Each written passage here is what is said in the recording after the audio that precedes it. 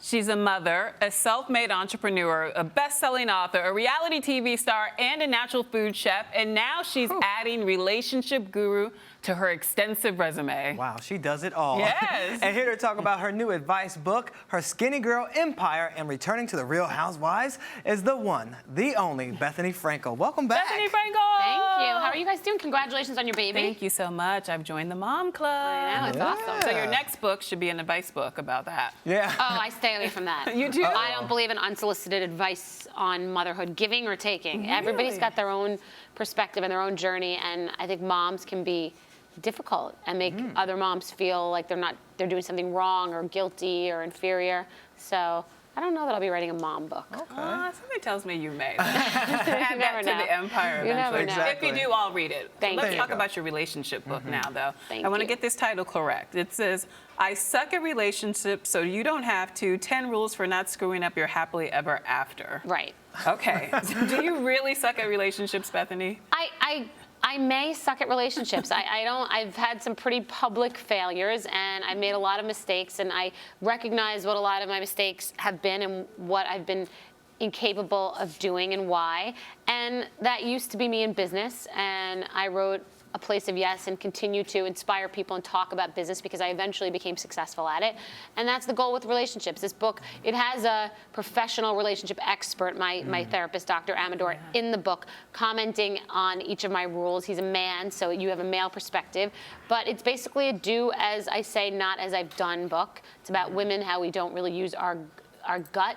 We think with our head and our heart, and we have that women's intuition that we really need to use more often and not make decisions out of fear. We have biological clocks. We have fairy tales that we read about when we're a kid about being whisked off by Prince Charming. And I think that women go with their gut less than men in relationships. One of your chapters is actually Think with Your Gut. Yes, yes. I mean, and that's done me really well in business. If I were able to just make such clear decisions in my personal life as I am my professional life, it would be amazing. And people who have that ability, men have that ability a little bit more than women, I think. And You think so? Yeah, and I think it's an advantage. Well, okay, so let's talk about some of the things you sucked at, and why do you think you sucked at those things in your relationship, and what's the most important lesson you've taken away from those experiences? I mean, I think that everybody brings their past into their present and into their relationships, and I have not really seen a great relationship firsthand in my home. A successful relationship. I think that has made it challenging because I don't really have some role model to look up to in that way. I think that being such a strong personality and being a survivor and trying to kind of just really make something out of my life has made it difficult, because with business you can just want it so badly and be driven, but relationships aren't really like that. They're a living, breathing thing that it has to be free and fluid rather than trying to force it. You can work hard and make it in business. You can't just decide that you're going to work at something and make a relationship work in the same way. Okay, so what are some of the specific mistakes that you think that you've made? Not going with my gut. I think myself and women in general can be controlling and not be as independent as men, not have a life. There's a chapter, Get a Life. I think that women will put all their eggs in the basket of a man and what he's doing, what his plans are, what his life is, and not have their own identity, their own. Of course, I have had my own career, but still, it's our nature to please and be emotional creatures and want to please the man and lose our identity. What are they doing? I have to figure out what they're doing before I decide what I'm doing. And I think it's with women in the workplace more and making as much money as men, I think there have been a lot of shifts in dynamics, money and sex and everything. Do you think being career-driven and being so focused has helped or hurt your relationships? It depends. If I were in the relationship with the right person, then my career would be great because they could accept it and they wouldn't be intimidated by it. And I think that you have to choose the right person for who you are, not who you imagine you would like to be. And who I am is a strong businesswoman, and whoever I'm with has to be capable of handling me, has to have enough security to deal with that, and not be intimidated by it and not have me be their identity, not be my plus one. So now that you're helping other people not screw up their happily ever after, do you think you'll ever find that happily ever after? I really do. I really, really do. And I think letting go of it is probably one of the first steps, because sometimes you have to just step back and accept that you may not know what's going to happen. And I think that that's something that once in a while everybody has to do.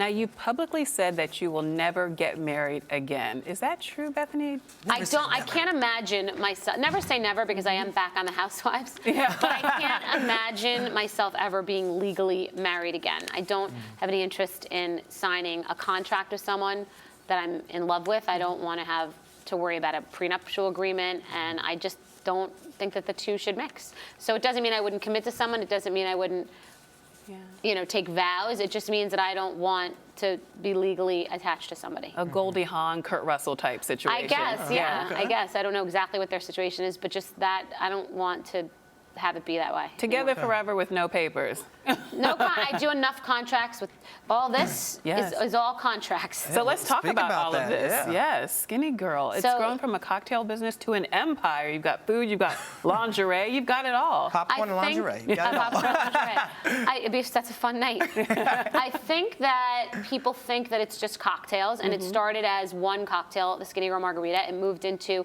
we have a bunch of different ready-to-drink cocktails, from the new spicy lime margarita to the white cranberry Cosmo. We have different flavors of vodkas, Meyer lemon, tangerine. We have wines, every kind of wine you could imagine. The new one is Pinot Noir.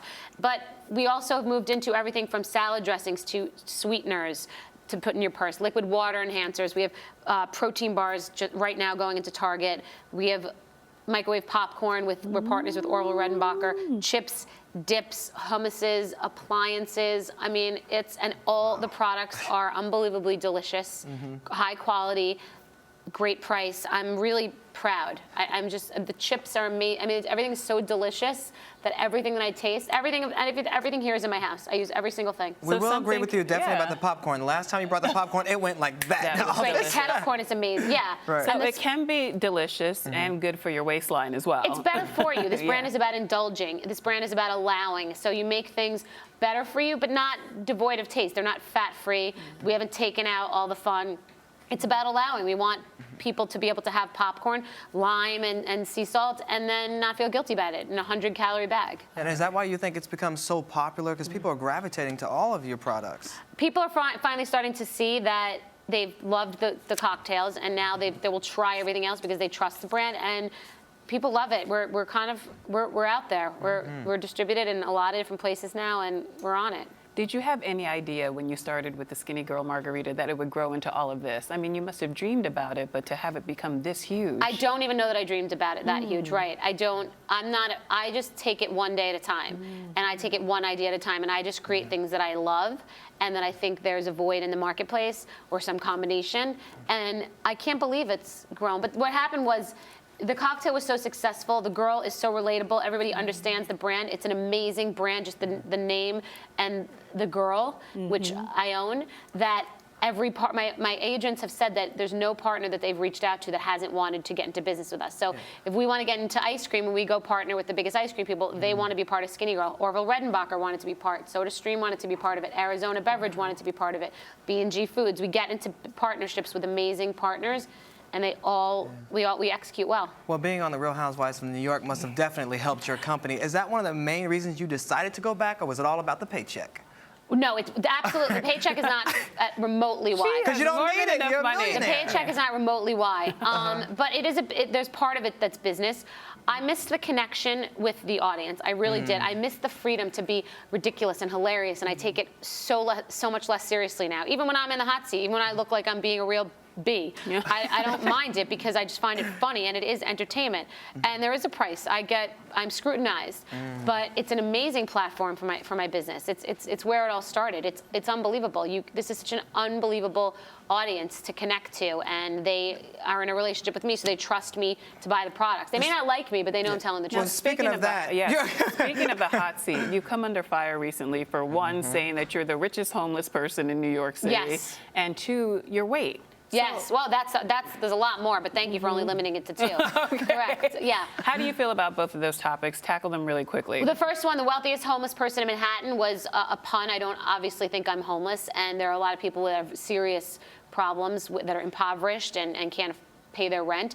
I have my own issues and problems that are real, and I didn't come on this show to stick a sock in my mouth and not just say, what I feel, and I'm not filtered, and I'm not edited, and I haven't had a real home to call my own in 2.5 years, and it wasn't pretty. Yeah. And that was just my real perspective. And then the weight, Yeah.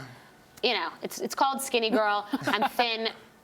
Breaking news, you know, it's not something I'm going to complain about it being thin. Well, do you read all the tweets and all the negative stuff that's said about you on social media? Because people I can don't be think very cruel. there's only 24 hours in a day. How could I possibly read all that?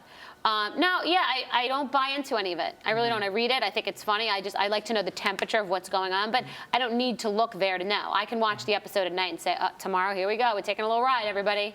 It's going to be a little hot day tomorrow.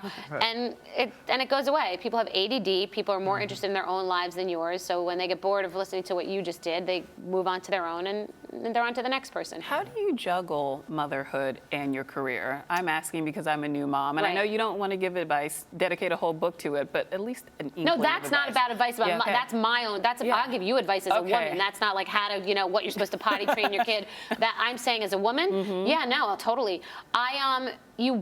It's quality versus quantity. When your child is now you have a baby. Yeah. When your baby's napping, that's when you nap, or that's when you get what you need to get done. You don't sit on the phone chattering away with your girlfriends, online shopping, screwing around, getting manicures. You make it worthwhile. Gotcha. And now, when my daughter's older, if she's at school, that's when I'm working. That's when I'm here. Right now, she's at school.